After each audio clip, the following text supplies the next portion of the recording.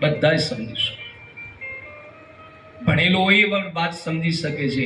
અભણ હોય ને અંગૂઠા છાપતો હોય એ સમજી શકે છે. અને ત્રીજું કર્મ છે એનું નામ છે સંચિત કર્મ.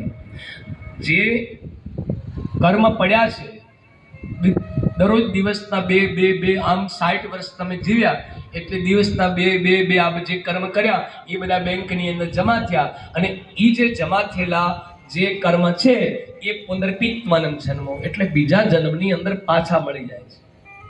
એનું નામ પુનર્જન્મ ભાગવતજીએ લખ્યું છે. ઘણા લોકો મને કહેતા હોય શાસ્ત્રીજી આ બીજો જન્મ મળે છે કે નથી મળે, કોણ જોવા માટે ગયું હતું? પછી મેં કીધું ભાઈ જોવા માટે નથી ગયા, શાસ્ત્ર કે છે. એટલે માણસ શું કે ખબર છે, એ તો શાસ્ત્ર તો તમે બધા બનાવ્યા છે, આ બધું ખોટા બનાવ્યા છે. પછી મેં કીધું આયા આ બધું ખોટું છે કા? તારું નામ મન કે આ, તારા બાપનું નામ મન કે આ, એના બાપનું નામ કે ફલાણો બાપ. મેં કીધું તારો ફલાણો બાપ હતો? મને કે હા. એક તો હું નથી માનતો. તે જોયો? તે કે ના, મારા દાદાને મેં નથી જોયા ને તો તારો દાદો હતો જ નહીં. અને પેલો મને ગળે પકડે, મને કે તમે કેવી ગાંડા જેવી વાત કરો છો? મેં કીધું કેમ? તારા દાદા હતા? કે હા હતા. તે ભાળ્યા? તો કે ના, મેં ભાળ્યા નથી. તો તું શી રીતે કહે છે મારા દાદા છે, દાદા હતા? એટલે એને તરત જવાબ આવ્યો કે મેં એટલા માટે કીધું મારા દાદા હતા કે હું છું તો મારો બાપ હતો, મેં મારા બાપને ભાળ્યા છે અને મારા બાપે એ દાદાને ભાળેલા છે. મેં કીધું બસ, તો આ જવાબ તને મળી ગયો. અમે ભલે જોવા નથી ગયા પણ જો આપણે છીએ તો આપણા દાદા હોઈ શકે અને હશે જ. બધું ખોટું છે તે કઈ રીતે તમે માન્ય રાખો છો? કદાચ આપણા અનુભવમાં ન ઉતરતું હોય, આપણે કદાચ જોયું ન હોય તો એનો અર્થ એવો નથી કે બધા જૂઠા છે, શાસ્ત્રો બધા ખોટા છે. કોણ કહે છે? શાસ્ત્ર એ પ્રમાણ છે.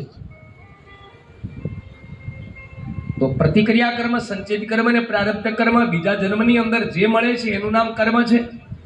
આગલા જન્મની જે તમે કમાણી કરી હતી આ બીજા જન્મની અંદર તમને મળી છે. જેવી કરણી કરી હતી, ભગવાને ગીતામાં કહ્યું છે અર્જુન જેવી કરણી કરે છે એનું ફળ એનું એ જ પ્રાપ્ત બીજા જન્મની અંદર થાય છે. ગીતાનું પ્રમાણ છે, ભગવદ ગીતા.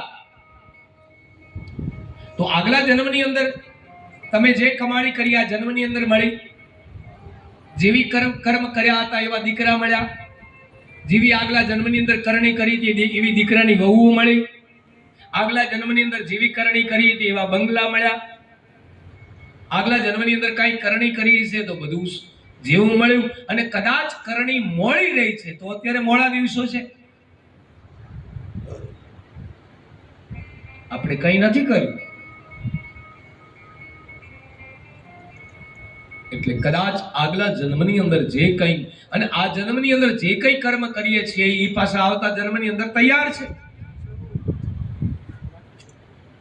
જે કઈ કરો છો, કથા, કીર્તન, ધર્મ, દાન, પુણ્ય, ભગવાનનું સ્મરણ, સ્વાધ્યાય, જે તમે આધ્યાત્મિક પ્રવૃત્તિ સાથે જે જોડાય. અરે આધ્યાત્મિક તો કોઈ બીજી હોય, કોઈ પણ પ્રવૃત્તિ કર્મ છે એ કર્મ સાથે તમે જોડાયેલા છો તો બંધન તો છે જ. તો આ કેવળ કર્મ કોને બંધન છે? કેવળ મનુષ્યાણા. કેવળ મનુષ્યને ભગવાન ગીતામાં બોલ્યા છે. તો અજામિલ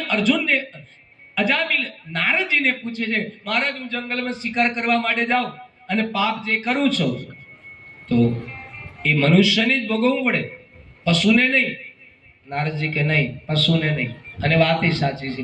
માણસ ગુનો કરે તો એને દંડ લાગે છે, મનુષ્ય ગુનો કરે તો એને જેલમાં જવું પડે છે. પણ એવડો જ ગુનો અને એનો એ જ ગુનો જો કોઈ ગાય કે ભટકતા પશુ કે ભેંસ જો ગુનો કરે ને તો એને કદી સાબરમતીમાં નહીં લઈ જાય.